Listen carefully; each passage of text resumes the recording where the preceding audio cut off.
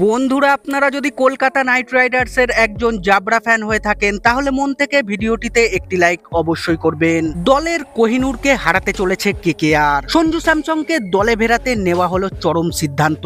কি পুরো ঘটনা বিস্তারিত জানাবো বন্ধুরা, তার আগে ভিডিওটি পুরো দেখার আবেদন রইল এবং চ্যানেলে নতুন এসে থাকলে চ্যানেলটিকে সাবস্ক্রাইব করবেন। এই বছর আইপিএল এর মেগা নিলামের মাধ্যমে ঘটেছিল একাধিক বড় বড় পরিবর্তন। এই পরিবর্তনের মাধ্যমে অনেক ক্ষেত্রেই ফ্র্যাঞ্চাইজিগুলি লাভবান হয়েছে, তবে বেশ কিছু কর্মকর্তা সেরা দল বাছাই করতে একাধিক কিছু ভুল করেছেন। এই বছর আইপিএল এ কলকাতা নাইট রাইডার্সের নতুন অধিনায়ক হিসেবে আজিঙ্কে রাহানেকে বেছে নেওয়া হয়েছিল, তবে তার নেতৃত্বে দল প্লে অফেই পৌঁছাতে পারেনি। এবার আগামী মরশুমের জন্য সঞ্জু স্যামসং এর মতো তারকাকে দলে নেওয়ার জন্য প্রস্তুতি শুরু করে দিয়েছে কেকেআর ম্যানেজমেন্ট। তবে এই অভিজ্ঞ ক্রিকেটারকে আনতে দলকে এই গুরুত্বপূর্ণ সদস্যকে হারাতে হবে কেকেআরকে। সঞ্জু স্যামসং এর চোট আঘাতের মধ্যে দিয়ে শুরু হয়েছিল এবছরের আইপিএল জার্নি। সমস্ত কিছু প্রতিবন্ধকতা কাটিয়ে ছন্দে ফেরার চেষ্টা করেছিলেন তিনি, কিন্তু টুর্নামেন্ট চলাকালীন ব্যাট করার সময় পাজরে জোর চোট পান তিনি। তারপর এই তারকা ব্যাটসম্যান বেশ কিছু ম্যাচ থেকে ছিটকে গিয়েছিলেন।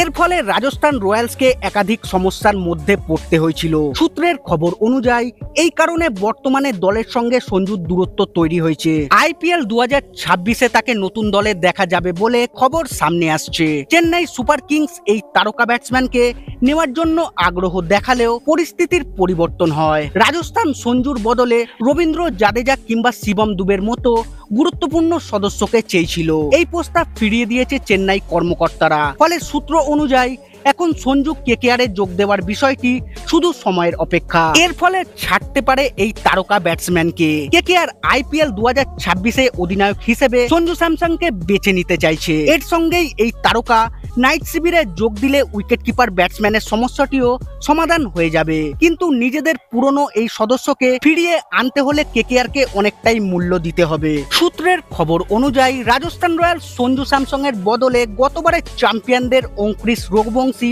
অথবা রামানদীপ সিংকে দলে নিতে চাইছে আরআর। এই দুই ক্রিকেটার কেকেআরের হয়ে আইপিএল এর সুযোগ পেয়ে নিজেদের পরিচয় তৈরি করেছেন। এই বছর আইপিএল এ অঙ্কুরিশ রঘুবংশী দলের হয়ে একের পর এক গুরুত্বপূর্ণ ইনিংস খেলেছেন। 12 ম্যাচে তার ব্যাট থেকে এসেছে 300 রান। অন্যদিকে রামানদীপ সিংও ফিনিশার হিসেবে নাইটদের অন্যতম তারকা হয়ে উঠেছেন। আইপিএল এ তার ব্যাটিং স্ট্রাইক রেট 158-এরও বেশি।